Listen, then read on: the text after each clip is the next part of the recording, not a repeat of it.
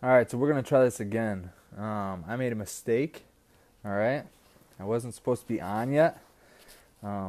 I was a bit early, so we're gonna try this one more time here. We're just waiting for David to sign in. He's either, I don't know. I've tried a couple different software programs and I haven't been able to get around them quite well. So I'm just gonna do native from my cell phone. If David can log in.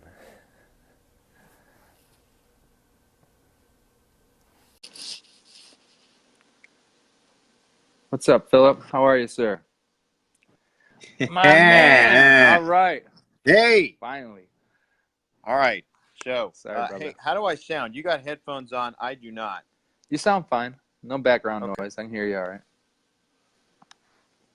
All right. I'm setting up the tripod.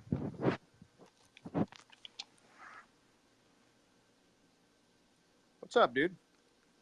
Oh, man. Just crazy day. Crazy day so You far. are you are sharper dressed than me, my man. Oh, buddy. Yeah, I've got meetings. Crap I got to do. Well, you look all handsome and shit. I appreciate that. You got Yeah. to Work from home problems. yeah. So, Yeah, man. so audio's still good, right? Audio's great. Perfect. Audio's great. So the difference in wishes and goals. Troy Hammer just said the work they put in. I What's know a up, lot of Troy? people.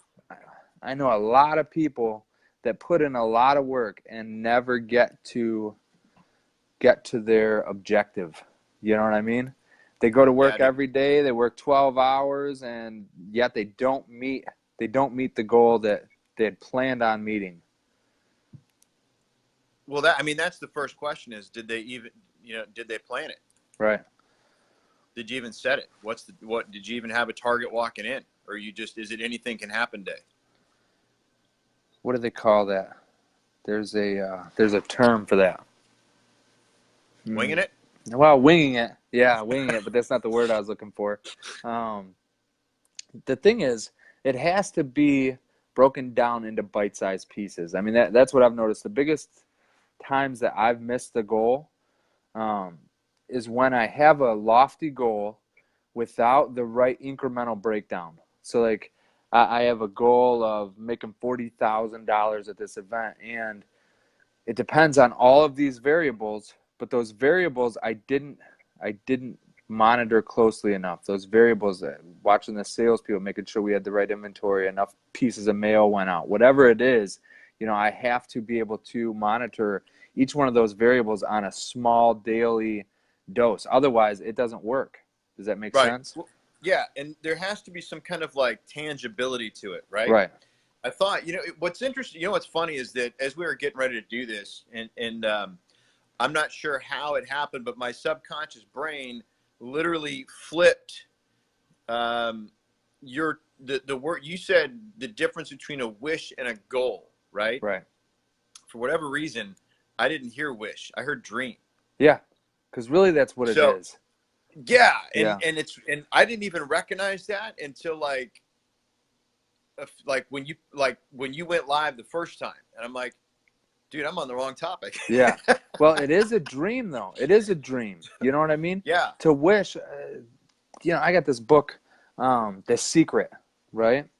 Where Yep. you're willing things into reality, drawing them from the universe, things like that. um, Brian Tracy was touching on that. I guess the author of that book was a student of his, and he said, the biggest thing that she's missing is the plan of action, you know? Yeah, you've got to focus on that. I mean, who was it? Aristotle said that things that you focus on, I don't remember exactly who it was, but the things you focus on will become your reality. And Yeah. that's Wherever you put your sure, attention is what becomes real. sure, I think sure. I a mean, lot of a that's lot of people said that's that. a big part of it. If you can't believe it, you can't achieve it, right?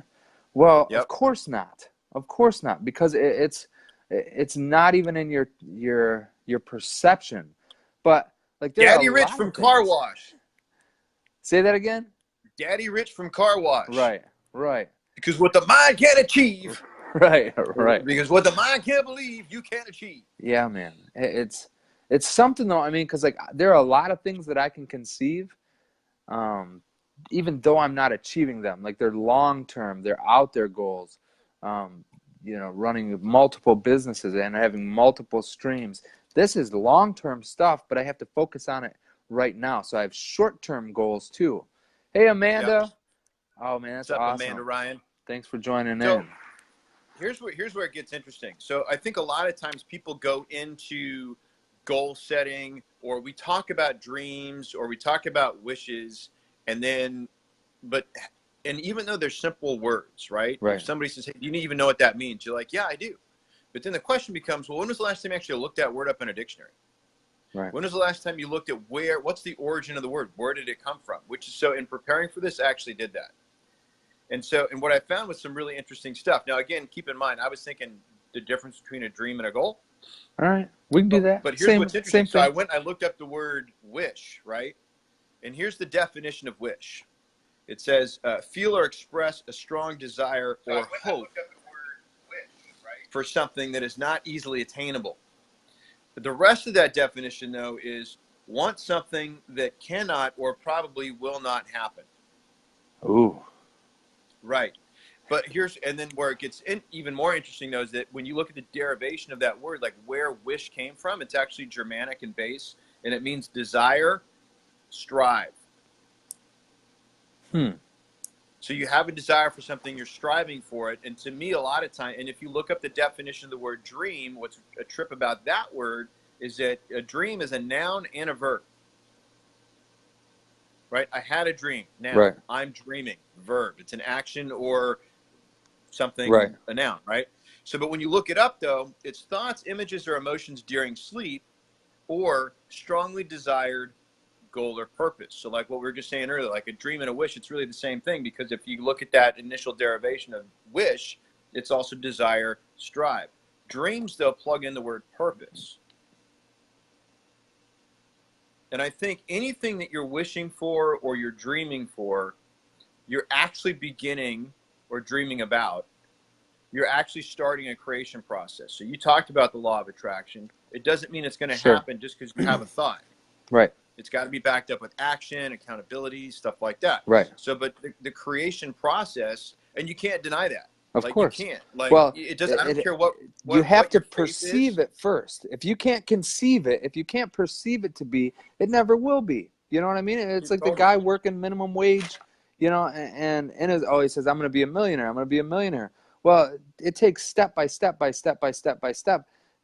You're not just going to will that into existence in my perception. And maybe that's So where you're going to I'm have to do losing. some You know what I things. mean? Yeah. You got to do some stuff, right? But Right. the very the basic piece of having an intention, having a dream or a desire or a wish, starts creation. And the point I want to make to that, to solidify it so that there can't be any like debate on that, is let there be light. Okay. Right? Right. So if God made man in his image, right, then therefore to start the creation process, you have to have intent. You have to have a dream, you have to have a purpose, and then that starts the whole thing. Okay. When it becomes tangible is when you write it down every day. So your goals and your dreams, like that's something that Grant talks about all the time. You got to write your goals down. You got to do it every day. We suggest doing it 3 times, once in the morning, once before you go to bed, right? And anytime you have a setback. Right So on. for those of you that are in automotive, like if you're not writing your goals down, like what your dreams are, you should have some big fat juicy goals and dreams that get you all like jacked up and motivated and maybe a little bit scared, right? And should be just out of reach. Because again, we go back to that whole wish thing. Want something that cannot or probably will not happen. Doesn't mean you don't go for it. Right. Doesn't mean you don't come up with a plan of attack to get it and to create it. You have to break it down. You have to break it down. Right? That's what the 10X planner does for me anyway. Totally. Is it breaks it down. It allows me to see what steps are in that plan of action. I might write it out, but like it gives you an hour by hour step so Yeah. that I know if I'm not hitting this in the morning, I know that when I come around to the afternoon, I'm going to have to do something. I'm going to have to double down. I'm going to have to ask for help. I'm going to have to find somebody to help me get to where I need to be for that day's objective. Or, at the end of the week, I'm definitely not going to hit it, and then it's like, it's exhausting. And that's where most people fail, I think, is they set goals and they monitor it too widely. You know what I mean? They monitor it Mm. for the month. So instead of taking it a step-by-step daily action and breaking it down, like you said, 3 times, write it down 3 times, then it's much more realistic if you stay on it very minutely. You know what I mean? Right. And Small if you only think increments. about it once in a sales meeting at the beginning of the month, when the sales manager tells you what your goal is based on your 90-day average from last month, Right. that's all it's going to do for you. Right. Right. You should be like, so for example, when I was in the car business, I started this in 2007. Every day I wrote down, I live in a rustic seafaring home on the water on the central coast of California. That was the first thing I wrote down. To accomplish that, I'm going to get in front of 8 people today. I'm going to go on at least 6 test drives. I'm writing up at least 5 of them, and I'm selling 2 to 3 cars today. That's happening. So every up I took, every person I got in front of, it was like, are you my deal? Right. In my head, I'm thinking, this is it, right? And then I knew if it wasn't, okay, well, I need to get in front of 8, so that's 8. I got 7 more to go. Where's my deal? So it's just like Grant says, who's got my money? Right. I love it. So every day I'm into work, right? And I'm attached to this goal, and it's a purpose. And then the purpose is the dream, which for me, the dream is I want to have a house. Like, I've accomplished that. I live on the Central Coast in a rustic seafaring home on the water on the Central Coast of California. That's where I live now. That happened in 2013 because I wrote it down every day at the start of my shift. I wrote it every day at nights before I went to bed. That way my subconscious had something to work on while I slept. Yeah. And it became reality in 2013, not because I wrote it down every day. I mean, that helps, obviously, because out of sight, out of mind. But I started then attaching to it very specific actions that I have to take every single day to create it. Yes. And it became not a matter of if, it became a matter of when. And so writing it stores it so much more. Writing it stores it so much more. The difference between a goal and a wish, or a dream and a goal, is that targeted, tangible date. Yes. Yeah. It has to have a set. To it, like, it has to have a set step by step. It has to have a set time. It has to have an action plan. Yeah. You can't say, well, I'm going to do this without a very serious step by step, and to where you can adjust on the fly. You know what I mean? Like you said, I mean, if you had 8 and out of those 8, okay, so this one didn't do it. Okay, the next one. Now, if you went through those 8, you're going to have to tone it up, when tomorrow comes. If that's your daily goal, you know what I mean? Yeah. What worked with that guy? What didn't work? What can I get a little bit better at? So when you do your training in the morning, you prepare for your day. You're like, okay, so that guy had to talk to his wife, mishandled that objection, couldn't get him into the next step. So today I need to practice and role play. Let me talk to my wife, because that'll come up again. Right. So it's like you want to figure out, what am I doing to improve? What skill sets do I need to get better at to actually accomplish and achieve the goal? Right. Yeah, having a broken down step by step for anything, we're signing dealers on staffed events, and it's something that most dealers don't participate in. And a friend of mine is like, look, we keep getting all the way through our interview process, and they fit what we're looking to help. They fit the dealer type that we're looking to help. And the general manager's all brought in, and he brings in this dealer, and the dealer's all bought in. We've been spending 2-3 hours there, and then he's got to talk to his partners. And I don't know what happened. I said, okay, so here's the biggest issue.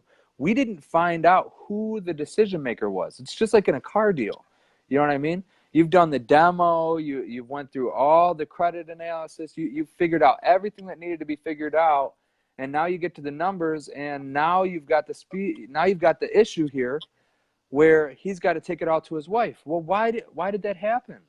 Why did that happen? We lost that deal because we didn't do the due diligence up front early on to figure out who the decision maker was. But each one of these things are a learning process.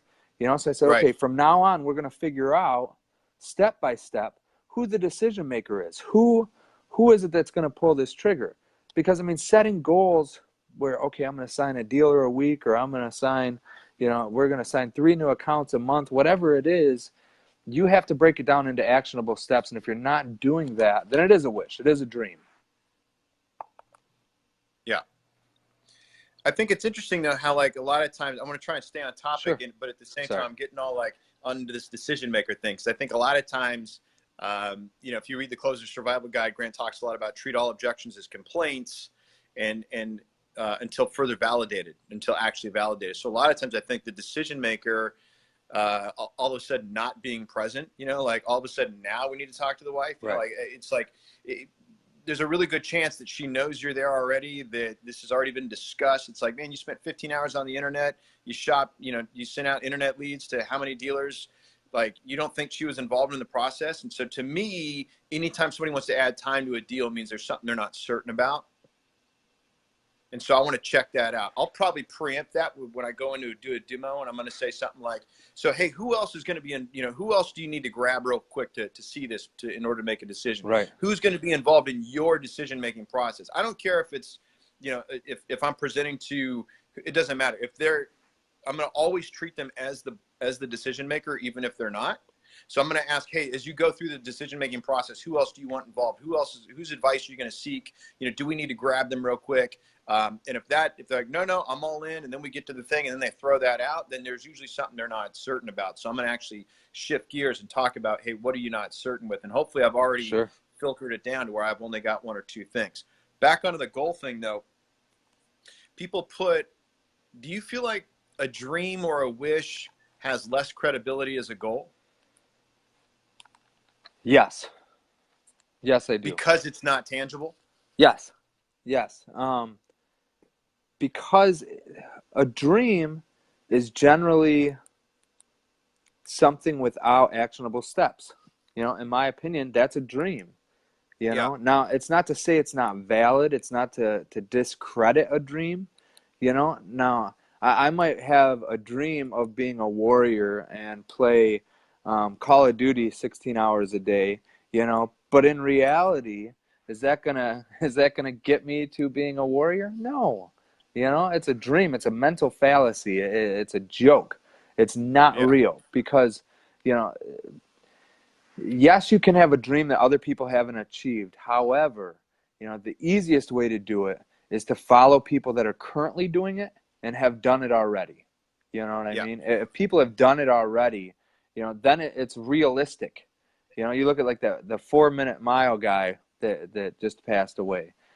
Before him, how many people had done it, and then you look at how many people did it afterward. It's a lot easier to follow people that have already done it. You look to guys that are motivators and massive action takers. It's a lot easier for me to get behind them rather than these guys that are dreaming. You know what I mean? I'm not a big holistic guy, but go ahead. All right, so check this out. This is why I get excited about this. So if you look at the definition for the word goal, right? Terminal point of a race. That's the first definition in Webster. Terminal point of a race. And then the second one is the end toward which effort is directed.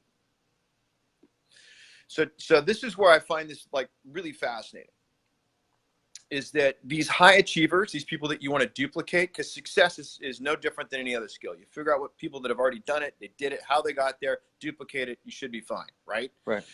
So, but when you look at some of these people, let's just take Richard Branson, for example, because I was watching this video on his new galactic ship. Yeah. This dude wants to privatize space tourism. Yeah. Okay, I'm going to drop an F-bomb right now, but that's fucking insane. Yeah. Right? How expensive is that going to be? What is it? But like, if you look at science, right? I love him. So that's outrageous, right? Yeah. How many people told him, Richard, you're fucking nuts, dude. Right. Let it go, right? Elon Musk, he's like, dude, we're going to Mars, and the government's not paying for it. Who's paying for it? I am. Right. Right? People are like, you're fucking nuts. Okay, so these people that have these big, fat, juicy, lofty dreams where people tell them you're nuts, right? Columbus. I don't think this whole thing's flat after all. Right. In fact, I'm going to prove it. We're going to go over there, and I'm going to sail to China. Oh, shit, I bumped into America. So, like, because you had this lofty goal this massive dream that was huge, unrealistic, and nobody could put any stock in it, and they thought you were nuts. That's what actually starts.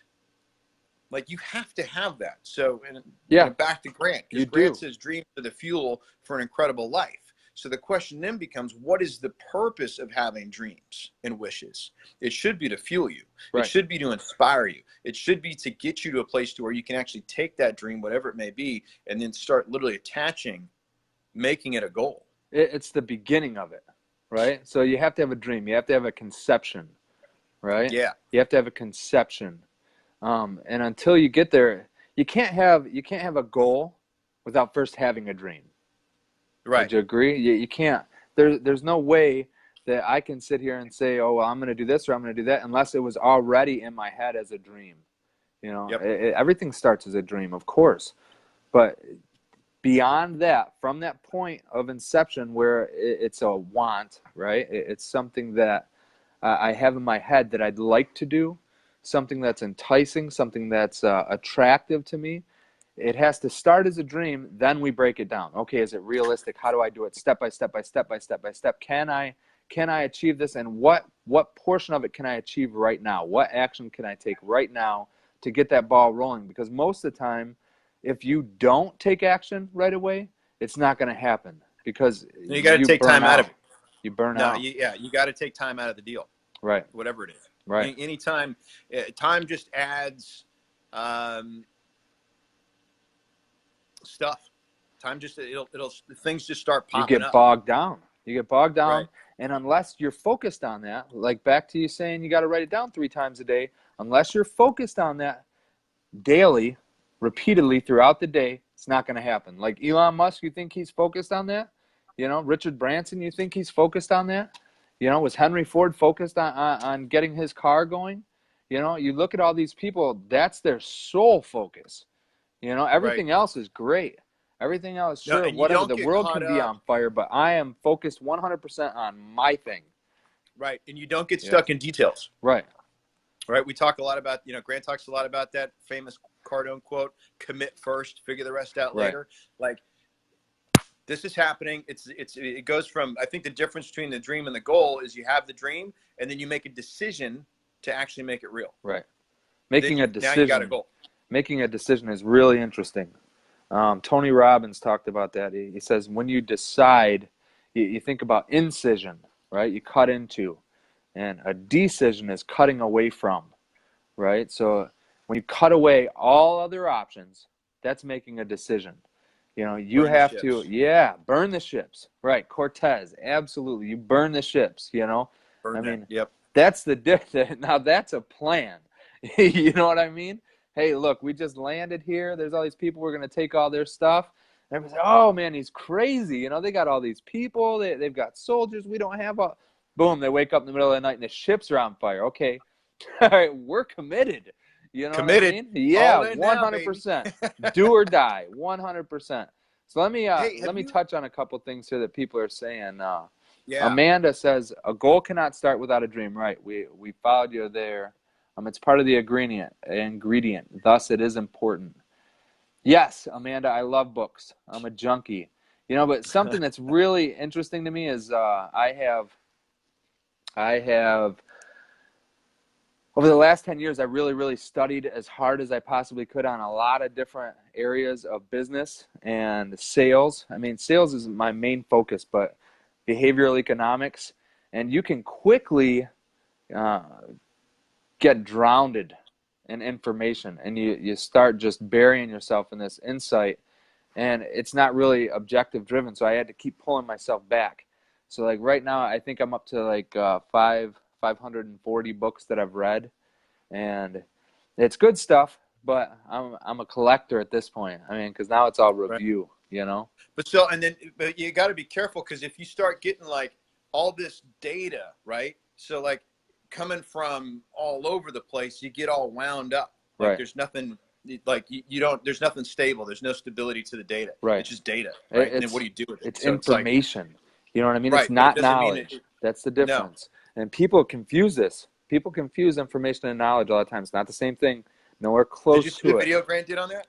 No, I didn't. Oh, wait, I If you go think I to did. I YouTube, think I did. yeah, if you Yeah, go I to think I YouTube did. and talk about the difference between information and knowledge, Yeah. it's a very, very powerful Yeah, clip. very different. Um, But something else that's really weird about reading is, I'd read like 3 hours a day. And after years of doing this, I got to where I would be reading and I would be having a separate line of thought in my head. right. Is that it's strange, but it's like, you know how you'll watch TV and you'll have something else going on in your mind, you know what I mean? Something else controlling that. So it wasn't like a conscious action. It became Yeah. subconscious, if that makes sense. Slightly off topic, but here's an interesting thing. So we're on a social media platform right now, but I read, oh shoot, what's her name? Dr. Caroline Leaf. Shoot, I forget the name of the book, but really cool book on just sort of reorganizing your brain. And in there, she talked about a study that people did where if you're on your phone, like doing social media stuff, and you're watching television at the same time, and there's other stimulus going on, your brain starts dumping all kinds of stress hormones because it literally it triggers all the fight flight stuff as if you're like in battle. Wow. There's all this stuff going. You don't even feel it, right? A lot of people don't even know they have high blood pressure, and they do, right? You don't Sure. even feel what's happening, but because there's all these different things competing for your attention at once, your hormonal system starts reacting as if you're in some kind of fight flight situation. That's interesting. Yeah, it's very interesting. So, kids, either watch TV or be on your phone. Single Not both. task. Single One at a task. time. Yeah. Right. Quit this Yeah. Don't start. multitask. Multitasking is not always the best thing. No, And it's not. that's why I'm thinking about this when you're reading and you're thinking Right. and like, are you getting anything out of it? Have you Right. seen that movie though? Speaking of movies, The Greatest Showman. Have you seen it? Yeah. Oh, yeah. I had to watch Okay. it. I'm a P.T. Barnum fan. I All right. love it. Cool. Yeah. So there's the main song, not the opening, but like I listen to the soundtrack all the time. I listen to it when I run. I got it. It's great workout music for me. Gotcha. He's got, speaking of dreams and stuff, one of the lines from the song called Come Alive is he says, when your world becomes a fantasy and you're more than you could ever be because you're dreaming with your eyes wide open. Yeah. Just such a powerful line. Sure. Like there's so much to that. And I think as we talk about like having big, fat, lofty goals that are more, that are dreams, that are out of reach, that are a little bit, that people are going to say, dude, you're nuts, give it up, don't even try. Like those things is so important, you know, I think, because the next thing, if we're going to go a little deep and philosophical is, well, here, finish the lyrics for me.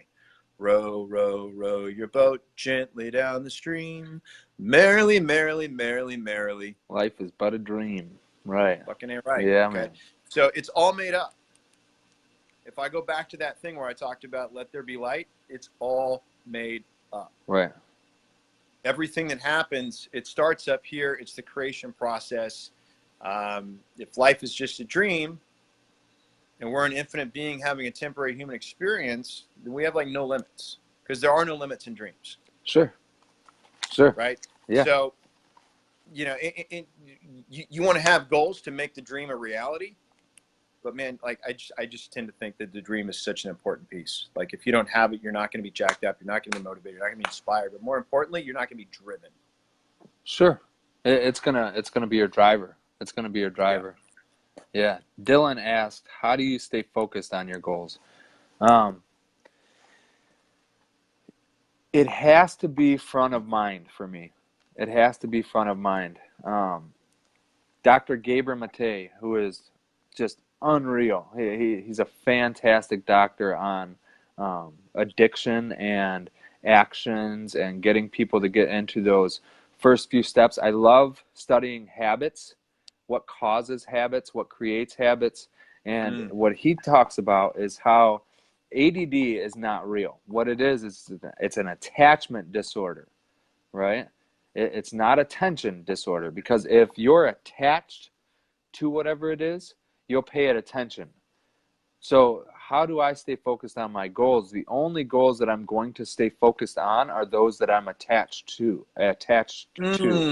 So if I'm not attached to this goal, like I have a goal of buying this or doing this or gaining this accreditation or whatever it is, whatever it may be, if I'm not paying it attention, it's not going to happen. So staying focused is about paying attention, right? So the only way that I am going to pay attention is to become attached. Now, how do I become attached? By being front of mind, right? Being front of mind, constantly being mindful of my actions.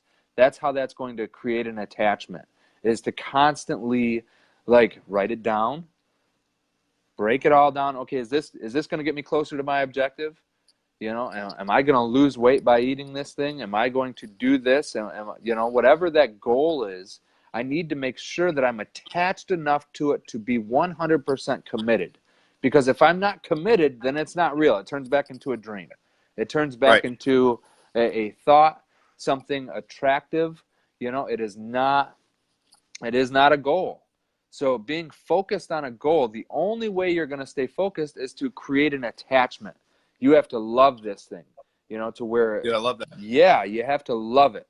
You have to love it. You have to treat it like you would a wife or a child or something along those lines, so that no matter what comes in your way, the people outside, you know, like in my house, my family is 100% sacred.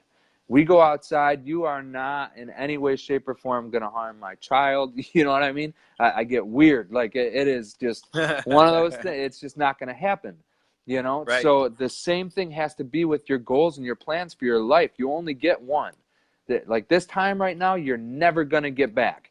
So Right. when your days go by, you have to be very stingy with your attention, but make sure that you're spending your attention on things that are going to get you the overall outcome that you want. Does that make sense? Oh yeah. That's how I stay There's focused literally a on my goals. sign. There's Blanca earlier was talking about having little Post-its with their goals Right. and stuff on it. I have a Post-it right by my computer that says, "Is what you're doing right now moving you closer or further away from your goal?" I love it. Absolutely. Absolutely. Routine, consistency, and repetition. Yes.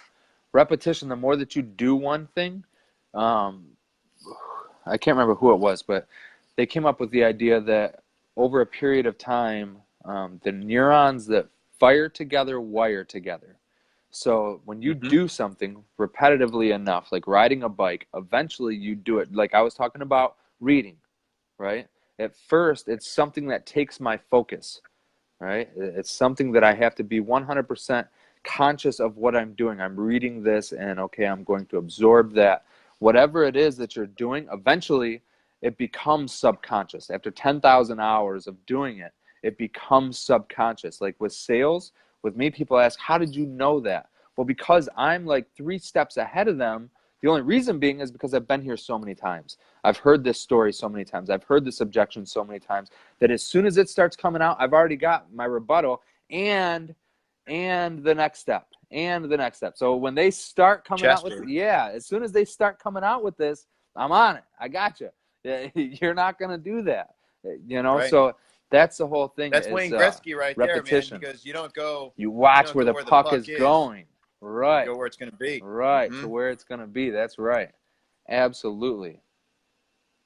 Yeah, consistency is huge. The other piece of that too is that it's not about practice makes perfect. It's about perfect practice makes perfect. Because if your practice, right, you're repeating the wrong thing, right, man, then now you got to unwind that, which is harder than setting it to begin with. Right. Yeah, my sons, I torture them ever since they were little. You know, they get to pick the first book that I read at night. And then when I'm done with their book, I get to read what I want. You know, so it'd be like Acres of Diamonds, you know, As a Man Thinketh. I'd read them these motivational style books, you know, and when we drive around in the car, I put on audiobooks, you know, and they get aggravated, and that's okay, you know. But my youngest son was about 5, and he says, "Oh, Dad, practice doesn't make perfect. You know, practice makes progress." And I said, "Oh, you got it right, but perfect practice makes progress." Wisdom. Yeah. Wisdom. Oh, yeah. It's awesome, you know, seeing things grow in your kids, just like growing in employees and people that you work with and friends. You know, when you can help people, for me, that's a huge plus, personally. You know, when I see people when I work with salespeople that are just getting started, and we're doing a staffed event, and we're doing a marketing program, and they're taking ups in a way that they haven't before, and they're taking service drive customers, and they're taking these other customers, and they're turning them. And at first they fight.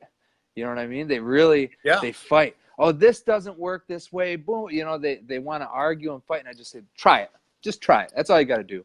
I'm not saying you got to live it for the rest of your life. Just try it for right now. While we're doing this event, we got to do things this way because this is how we do them every single time. And then they do it, and they're like, oh, my gosh, you're right. It worked. Thank you, you know.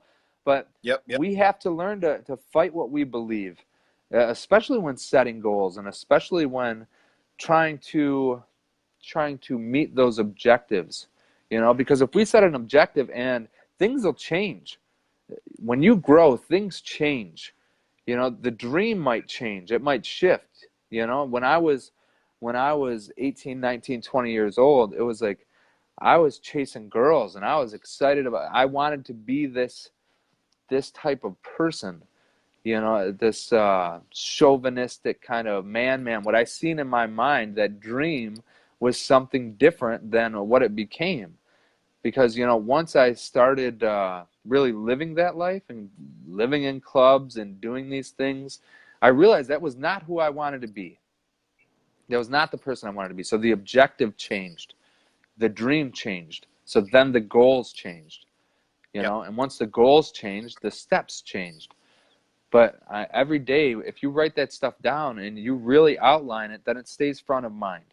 So you'll stay motivated towards that, and it becomes intrinsic as much as extrinsic. You know what I mean? If you surround yourself with people that are like you and they're fighting for those same goals and they're trying to get you there, your managers, you know, people that work with you, people that are fighting for the same ideals, you know, it becomes a flow, right? It Yep. really does become a flow where you can surround yourself with like-minded people, but people that are fighting for the same things that you want. Yeah. The old adage about you are the sum of the 5 people you surround yourself with could not be more true. It's interesting. You know, if you're not living that, um, you really have to examine it. You really do. Yep. Be very careful of the people you surround yourself with. You know, because you can And what you're surround saying yourself. about right, and what you're saying about change, right, and how the goals might need to change, and the realities, and that's going to change because you change, Right. right? And so when people start looking at, you know, like one of my pet peeves or one of the things that like grinds my gears or like makes my skin is when someone says, I've seen that already. Right. Or we already did that.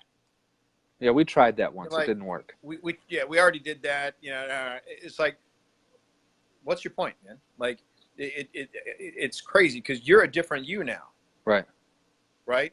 Your understanding of this content or this material should be, assuming you're changing and growing for the better, right? Right. Should be very different now.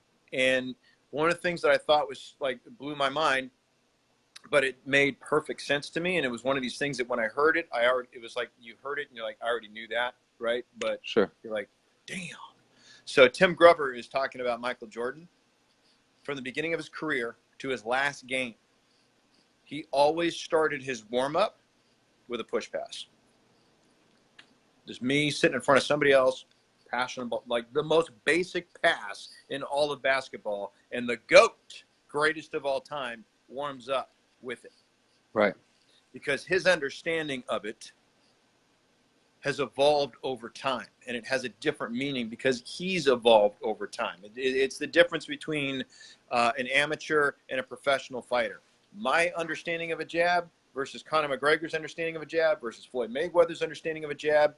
The jab's a jab, but Right. it's different because I'm learning it through time and progressing and getting better, and so I'm going to have a deeper understanding of it. So for a salesperson, it's the same thing. Just because you've seen that training already doesn't mean, first of all, that you know it. Right. Right. And then the you that's watching it now should be a different, better version Every single of the time. you that watched it the last time. And so you should look for something different this time, get something new out of it, or take the same understanding, because it goes back to, like, Grant, the number one rule of selling: always, always, always agree. What that meant to me the first time I heard it versus what it means to me right now, It's huge, evolving, because every time you read it, it's huge. a different person. Like the Indian saying, "You'll never step in the same river twice." Yeah. Yeah, You know why? dude, Because you're totally. constantly changing. Right. Dylan's got a great question here, though. He says, "How do you separate yourself from those people who do not have the same goals as you?"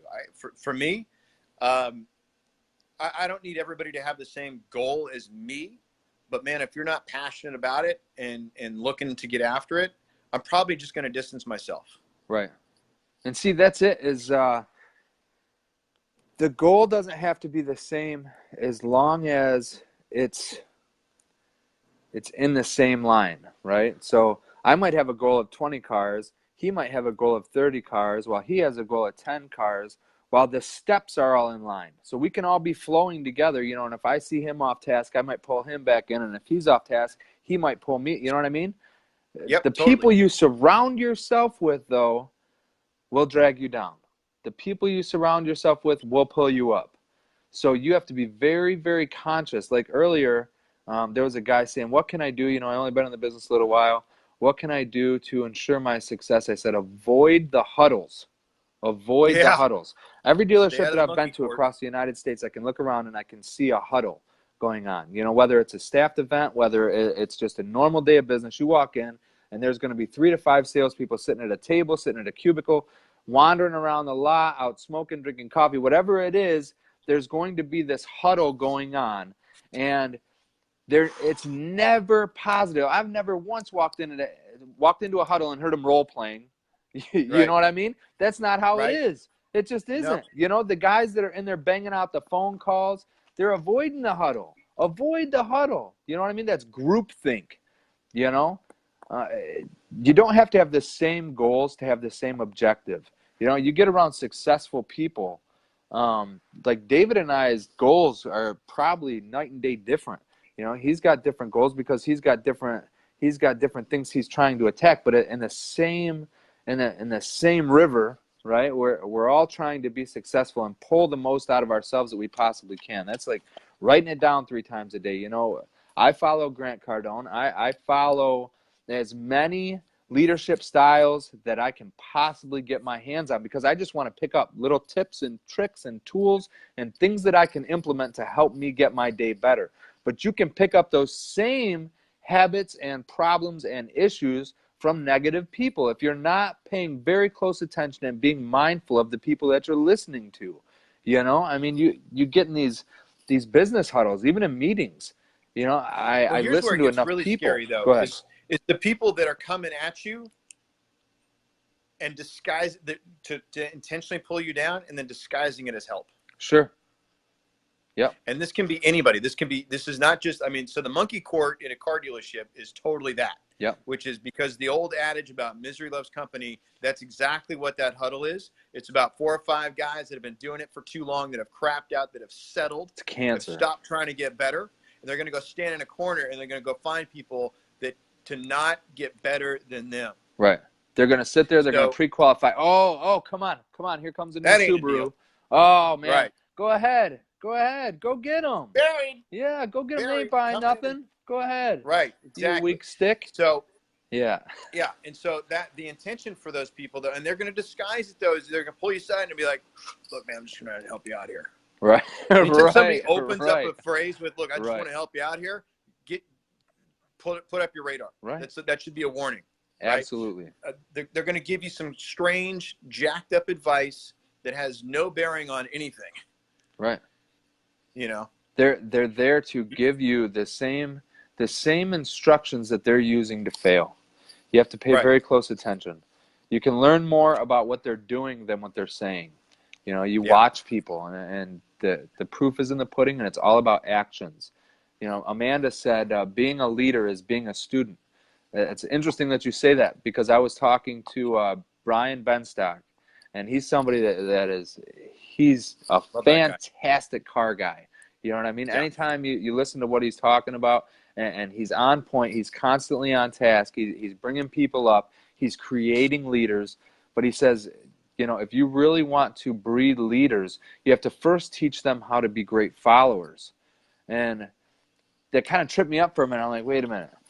So if I want them to be leaders, I have to teach them first how to be great followers. How does that work?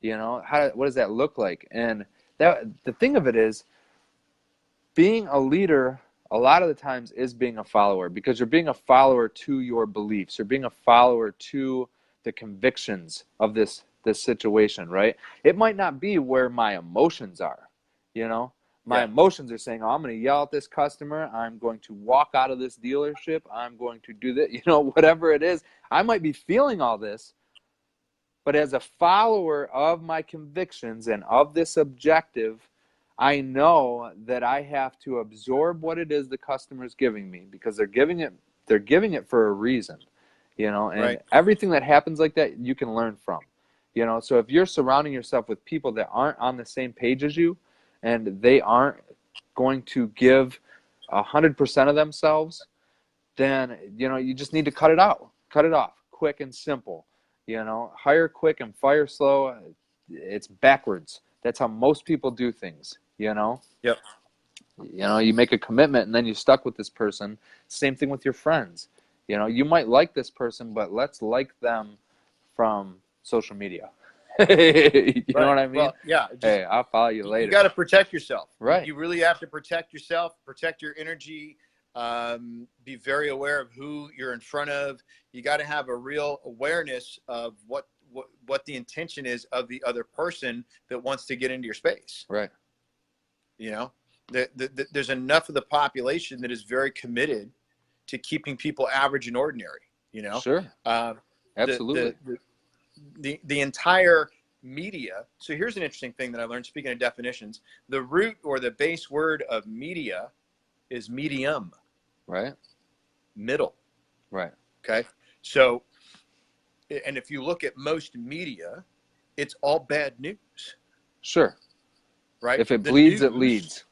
Correct. Sure. Okay. So the entire deal is, death, murder, destruction. Let's break for a commercial. Are you feeling depressed? Right. Now we're going to sell me some, right. An SSRI. Right. Keep me further drugged. Right. And or some, food. Right. Right. So, and then you wonder why we've got the diabetic epidemic in the country and obesity is on the rise. Right. And the issues with violence, how it is that we're fifth in the world's population. We're right. 5% of the world's population, and yet we have 25% of the incarceration rate of the whole global world. The whole world, a quarter of the people that are locked up in the United States. In the land of the free, it's really, really different. Yes. Yep. Simon Sinek. Land of the free, where most people aren't. Right. Well, and it's not necessarily jail. Like what? Yeah, the prison of your mind. Yeah. Because you're in the Absolutely. medium, and you're stuck in this middle bracket. What you believe. Do just enough to get by. Right. Yeah. Because what you've been trained on. I was thinking about that earlier. You see all this talk negatively about schools and college and things like this. And there was a meme that Jim Ziegler had put up saying Elon Musk. It was Elon Musk sitting there, and he said, I never went to Harvard, but majority of the people that work for me did. Okay. So education and schooling are different, right? We get that. Information is not knowledge. The application of that is much different. People go to school and they get these degrees believing that there's going to be security in that, but it's not. Yep.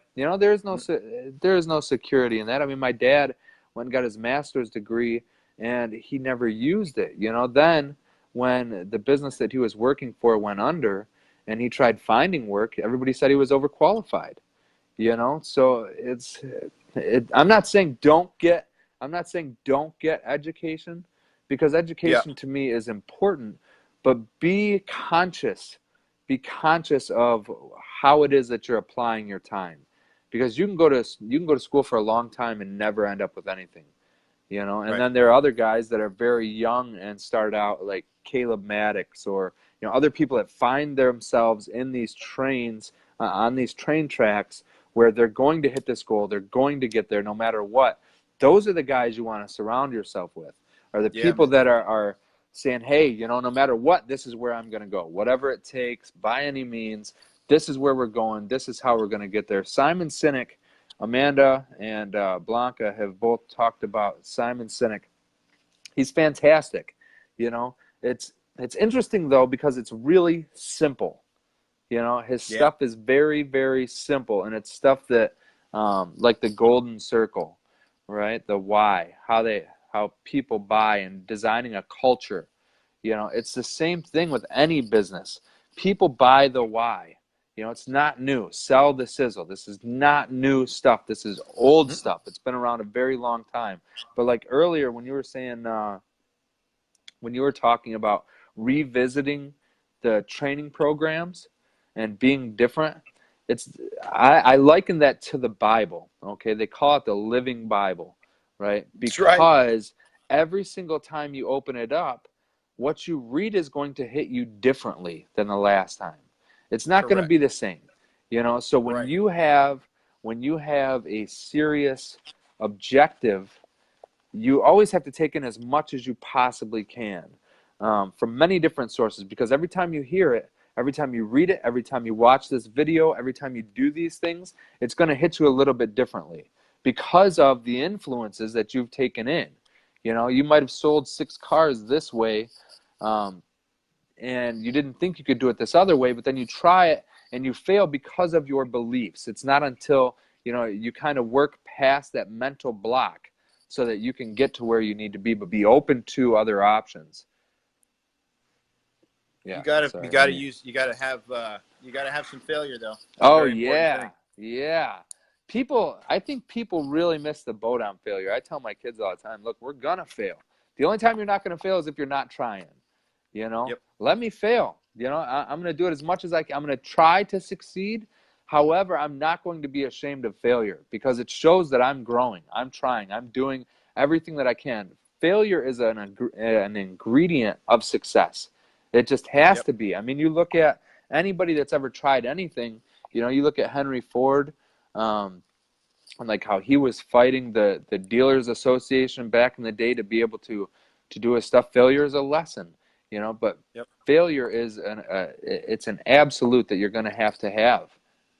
It's a Yeah. necessary evil, but I got to tell you, I always try and shy away from the word because of the implication that it could snowball in somebody's brain and affect their thinking, right? Like, because the last thing you want, you know, and if we're bringing up the Bible, you know, I am anything that follows I am. When you say I am, you're invoking the name of God, Okay. right? Moses, the burning bush, God's like, okay, we're gonna get you guys out of this bad situation. Moses is like, okay, who are you? And when I go back to the Israelites, what am I going to tell them? Who sent me? He goes, you Right. tell them I am sent you. So anything that follows I am, you just invoke the name of God. So if you say I'm a failure, I am a failure, then you're going to repetition. You're going to continue to do that. And so one of the things that I'm always that I try and avoid is using the word, like understanding that you're going to need to fail or flunk at something in order to achieve it as you try and work towards it. Right.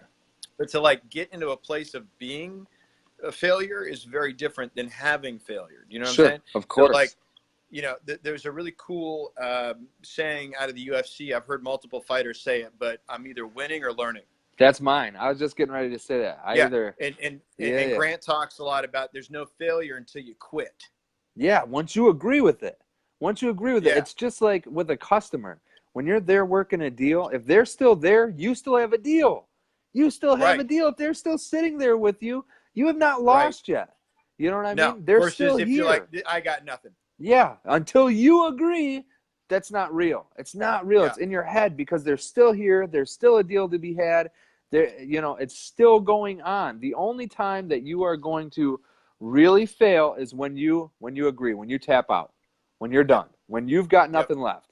You know, and yep, that's a bad feeling to me. When I really feel in my heart of hearts that I can't close this deal. Or, you know what I mean? When I feel that there's not a deal to be had, that it's just not worth going that extra mile. That's a bad feeling. I'd rather be sick or a leg broke or something like that than have that right. feeling where, you know, Yeah. it's just not worth my efforts anymore. That's awful. There's there's a dealership I've been trying to get on Cardone on demand for a very, very long time. And I can't, like, I can't make sense of letting it go. I literally can't. Yeah. Right. There's like, and I know that when I work, when I'm calling on a company that, like, we were talking a little bit earlier about what keeps you on a goal, what keeps you focused, and that sort of thing, is it's always got to be tied into something that, like, is a bigger purpose, is something higher, Sure. more elevated, something bigger than you. Like, so Right. when I'm calling on a dealer, and I know that there's a really good chance that this guy might tell me to perform an unnatural act on my couch, hang up on me. Like, you get abused when you make cold calls, you know what I mean? You like, do. So where do you get the juice to keep doing that? Well, for me, it's a lot of, I think about me like my second or third month in the business. Scared shitless, no training, freaking out, had no idea what I was going to do, was really good at talking to people, couldn't close, like, just confused and scared, and like, just like, you got one, you just need one more bad situation before you blow yourself out. You're like right there, and you spend months at that place. Like, that's torture. Tony Robbins talks about the difference between, sadness and suffering, and sadness or unhappiness is when what's happening in your life doesn't match what you think should be happening, right? That's sadness. But suffering, or unhappiness, suffering is when what's happening doesn't match what you think should be happening, and you feel powerless to do anything about it. And I never want to have a salesperson suffer. And every phone call I make, I know at that dealership or that company that I'm reaching out to, there's at least one person over there that's suffering. It's like, dude, I just need to figure this out. I know I can do this. I just need the tools, man. Right. And so, right. And so I know that even though they may not know me and I don't know them, I literally know that they're probably waiting for me to call. You have a picture in your let mind. A dealership. Yeah. And if I get so far to demo a dealership and I let him off the hook, I'm failing them, not me. Right. Right. Yeah. Yeah, you feel. So Dylan's got a great point there, right? How do you make? I love suffering as a choice. Frickin' A, right, Nikki? Yeah. Thank you so much for posting that. That's strong. 100%. And that's true. That's totally true. Suffering is a choice. And then Dylan says, how do you turn failure into success? By making it a lesson to learn. Yeah. 100%. So, yeah, debrief. I tell salespeople this all the time. Debrief all deals. What worked? What didn't work? Why? What did I learn? What am I doing better next time? Right. Win or lose. Right. Closed them. They got away. Doesn't matter. What worked? What didn't work? What did I learn? What am I doing better next time? You got it. You need to know those four things, especially when you're new. Especially when you're new. Yeah. 100%. Yes, sir. Well, it's been a lot of fun. I appreciate it. Dude, I apologize. I love these things. But we got to make this more of a. We have to make it a scheduled deal. Yeah. We do. I believe it's really important. I believe it's important. I vibe well with you. We're on the, you know what I mean? We're on the same line, but it's culture. You know what I mean? It's creating a culture. You can envision that person in your mind. You can envision that young person trying to make a deal, trying to close sales, trying to do these things without the tools, and your responsibility is to those guys. It's to those guys. So I mean, you feel a greater responsibility to this unknown individual that you have painted in your mind. It's a culture thing, though. You know, that's a culture. You know, it's something greater than yourself. This is where it gets ironic. I'll go off on a total tangent, so I'm gonna try and keep this short. But dude, it doesn't matter what dealership, company, doesn't matter. You have a culture of learning. Sure. Right. And I try and leave that hook with the general manager every single time. No matter what you do or don't do for training, you have a culture of learning in your dealership. 100%. The question is, how much skin do you have in that game? Right. Are you providing your people with information, content, and tools every day that they can use to get better and sell you more product? Or are you leaving it up to their experiences, the decisions that they're going to make, and then the decisions of those douchebags in the monkey court? Right. The rotten veterans. Right. Yeah, who have settled. Right. Or the customer. Right. Right. Just somebody's leading it. How much misinformation is there about the car business? All car guys are thieves, right? Right. What do you call 1,000 car salesmen at the bottom of the ocean? A good start. Sure. Like there's all that stuff, right? The Badger commercials are funny because they Majority of actually it's true. represent a Sure. portion of reality, Sure. right? Yep. Right. Here's where you put your makeup on. Right. Don't need to, you know.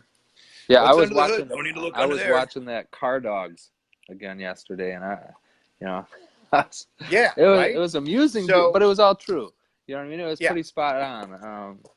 Yeah, man. So, but if you've got a customer, then are your customers training your salespeople? I Right. mean, like, what's the deal? Of course. So that's why, you know, of course you have a culture of learning either way, right? You do. So how much skin do you have in that game? Right. How much effort and energy, how much attachment are you giving those guys? You know, Yeah. Are you providing them? Are you paying attention? You know what I mean? It's really interesting. I mean, when I started in the car business, that was kind of how it was done. Was okay.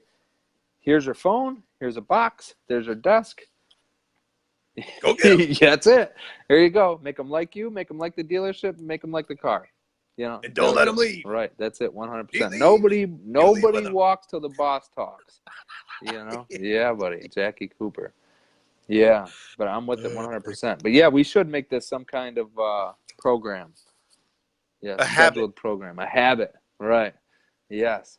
Success is a habit, my man. Amen to that, man. I appreciate you that. very much. Thank you for Thank you.